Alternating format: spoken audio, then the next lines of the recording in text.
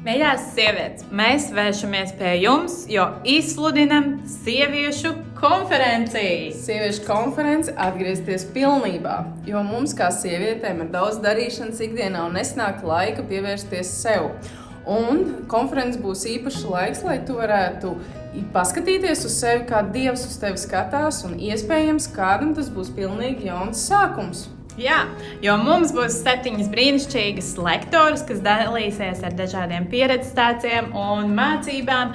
Un kā piemēram, viena no lektorēm ir Agnese Dejus, kas dalīsies par to, kā hormonālais cikls ietekmē sievieti, vai Veronika Zalūcka dalīsies par to, kā saskatīt savu vērtību, neskatoties uz pagātnes sāpēm vai uz citu cilvēku viedokļiem. Un vēl mums būs ciemos māsas no Igaunijas, kuras jau daudz gadus darbojas dvēseli kopšanas kalpošanā, un viņas runās par dvēseli. Tāpat atsevišķie apraksti par lektoriem būs arī redzami mūsu publikācijās. Uz priekšu, tā kā sekojiet līdzi informācijai, un atgādināšu, ka konference notiek 2. un 3. maijā.